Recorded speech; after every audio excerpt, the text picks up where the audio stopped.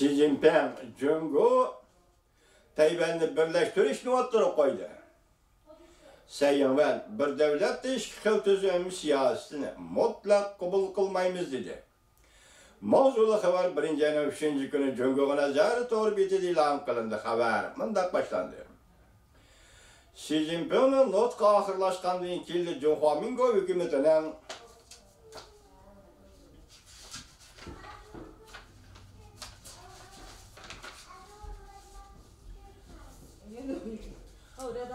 İkinci betini o'qib saptırmak geçirimler vatandaşlarım. Xi Jinping ishga qirg'oq munosabatida yana birlik keltirish nishonini belgilab berdi. Mavzuli xabar 1-yanvar 2-kuni Jungo nazari to'g'ri betida e'lon qilindi. Maqola mundaq boshlandi. Tayvan xalqiga murojaat e'lon qilinganligining 40 yilligini xotirlash yig'inida rais Xi Jinping Tayvanga qarata yarim soat nutq so'zladi. Tayvan mustaqillik qarıştırdıqanlığını qayta ta'kidlab, bir davlatda ikki xil tuzumni qayta tilga oldi. Hamda qurol ishlatmaymiz deyishga va rahbar qurol ishlatmaymiz deyishga va'da bermaydiganligini ta'kidladi. Bundan burun Xi Jinpingning Tayvan to'g'risida muhim nutq so'zlaydiganligini to'g'ri betladi, xabar qilingan edi. Xi Jinping bir davlatda ikki xil tuzum va tinchlik bilan birlik keltirish to'g'risida to'xtaldi. Tayvanning istiqboli va vatanning birligida Tayvanning qarindoshlarning baxti, saodati, millatning gullanishida qurol ishlatishmi, davlatni birlik keltirishning bir xil shakli dedi.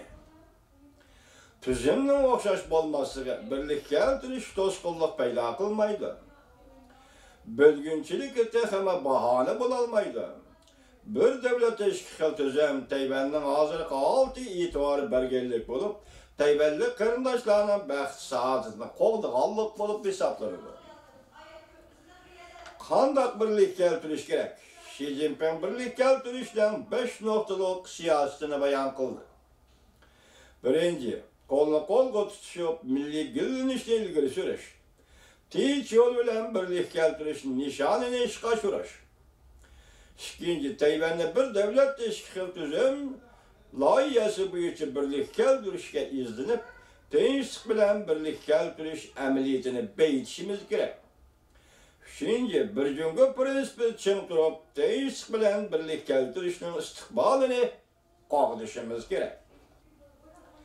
Uchinchi, bir jungo prinsipi chin turib, tinchlik bilan birlik keltirishning istiqbolini qo'g'dishimiz kerak. Kechiringlar. Dördüncü, ikki qirg'oqdan bir-biriga singib taraqqiy qilishini cho'nqurlashtirishimiz kerak. Beshinchi, ikki qirg'oqdagi qarindoshlarning qalbini tutashtirib, tinchlik bilan birlik keltirishni tan olishni ilgari surishimiz kerak.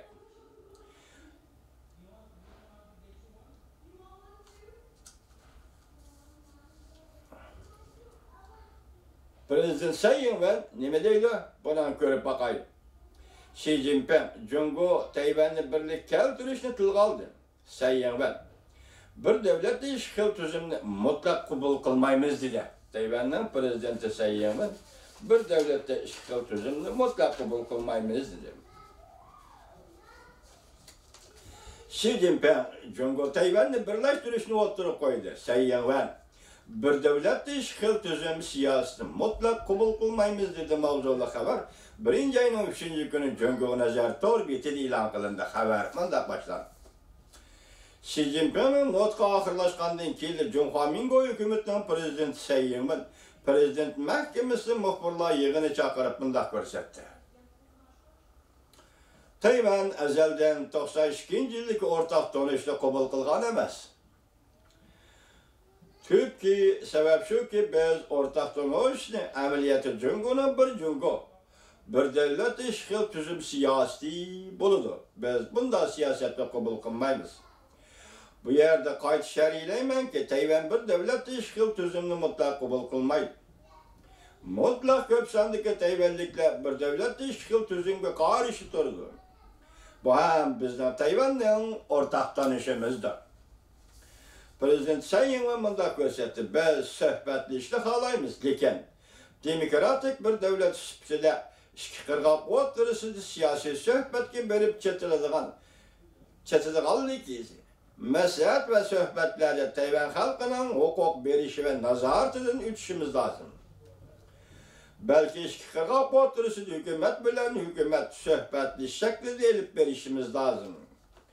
Mushundaq prinsip ostida har qanday odam va har qanday guruhning Tayvan xalqiga vakil bo'lib suhbat o'tkazish huquqi bo'lmaydi. Ikki qirg'oq munosabatining taraqqiyoti to'g'risida prezident Sayyenov mundaq sharhladi. Jungo hukumati, Junxomingo hukumatining Tayvanda ekanligini nazarga olishi lozim. Tayvan o'rtaq qurib chiqqan demokratik davlat tuzumini inkor qilmasligi lozim. Ikkinchi, 23 million Tayvan xalqining erkinlik va demokratiyada chang turishini hurmat qilishi lozim. Parchalash, manfaat bilan aldash shaklini qo'llanib, Tayvanning tanlashiga aralashmasligi lozim. Uchinchi, tinchlik, barobarlik shaklida o'tirdiq ixtiloflarni bartaraf qilib, aksiya besim ishlatish, tahdid selish orqali Tayvan xalqini tuz tushirishga urinmaslik lozim.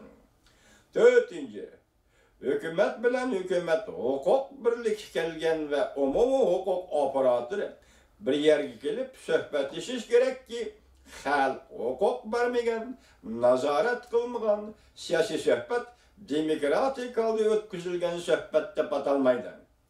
Bu albatta Tayvanning maydoni. Bu albatta ham demokratik tuzumning maydonidir.